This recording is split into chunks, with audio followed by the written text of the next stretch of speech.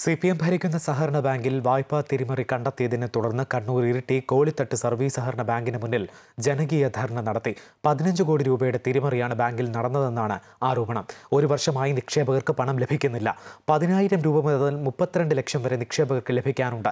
CPM പ്രവർത്തകരും ധർണയിൽ പങ്കെടുത്തു. 3 പതിറ്റാണ്ടിലേറെയായി CPM ഭരിക്കുന്ന കണ്ണൂർ ജില്ലയിലെ കോളിത്തട്ട് സഹകരണ ബാങ്കിൽ നടന്നത് ആരെയും ഞെട്ടിക്കുന്ന ഫണ്ട് തിരിമറിയാണ്.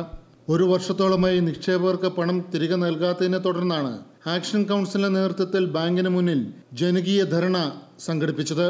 CPM അനുഭാവികളും മെമ്പർമാരും ഉൾപ്പെടെ നൂറുകണക്കിന് ആളുകൾ ധർണയിൽ പങ്കെടുത്തു. സഹകരണ രജിസ്ട്രാർക്കടക്കം പരാതി നൽകിയിട്ടും നടപടി ഉണ്ടാകാത്തതിനെ തുടർന്നാണ് സമരപരിപാടികളുമായി ആക്ഷൻ കൗൺസിൽ മുന്നോട്ട് പോകുന്നതെന്ന് ധർണ ഉദ്ഘാടനം ചെയ്ത KPCC സെക്രട്ടറി ചന്ദ്രൻ തില്ലങ്കേരി പറഞ്ഞു. ഈ കോളിത്തട്ട് മേഖല എന്ന് പറയുന്നത് 100% തൊഴിലാളികളും കർഷകരും ജീവിക്കുന്ന ഒരു പ്രദേശമാണ്. സാമ്പത്തികമായി ഉന്നതിയിൽ നിൽക്കുന്ന ആളുകൾ വളരെ കുറവാണ്. അങ്ങനെയുള്ള ഒരു പ്രദേശത്തെ ഒരു സഹകരണ സ്ഥാപനം നല്ല രീതിയിൽ കൊണ്ടുപോകാൻ കഴിയാതെ സഹകരണ സ്ഥാപനങ്ങൾ പാർട്ടി ആവശ്യങ്ങൾക്ക് വേണ്ടി മാത്രം ഉപയോഗിക്കുന്ന സാഹചര്യം വന്നപ്പോൾ നിക്ഷേപകർക്ക് പണം കൊടുക്കാൻ കഴിയുന്നില്ല.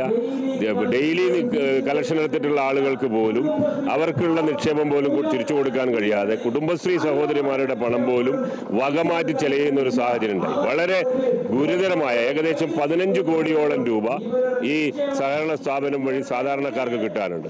കർഷകരും കൂലിപ്പണിക്കാരും മക്കളുടെ ഉന്നത വിദ്യാഭ്യാസത്തിനും വിവാഹത്തിനുമായി നിക്ഷേപിച്ച പണമാണ് ബാങ്ക് ഭരണസമിതിയും ജീവനക്കാരും തട്ടിയെടുത്തത്. കുടുംബശ്രീ ജീവനക്കാരുടെ പണവും നഷ്ടപ്പെട്ടു.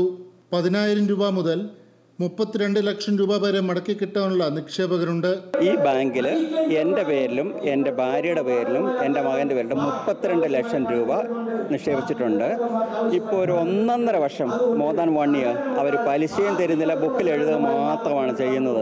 അവർ ചോദിക്കുമ്പോൾ തിരുവനന്തപുരത്തേക്കൊന്ന് പോട്ട്, അല്ലെങ്കിൽ ഞങ്ങൾ വിളിക്കുന്നുണ്ട്, നിങ്ങൾ പ്രഥമ പരിഗണന ലിസ്റ്റിലാണ്, നിങ്ങൾക്ക് ഉടനെ തരാം, ഓണത്തിന് മുമ്പ് തരാം.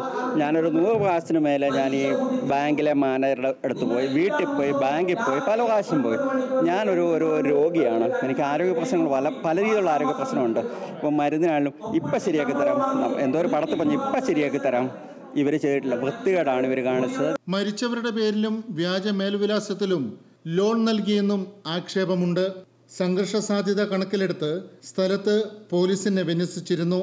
ക്രമക്കേട് കണ്ടെത്തിയതിനെ തുടർന്ന് CPM ഏരിയ ലോക്കൽ കമ്മിറ്റി നേതാക്കളെ നേതൃത്വം തരം താഴ്ത്തിയിരുന്നു. അമൃത ന്യൂസ്, കണ്ണൂർ.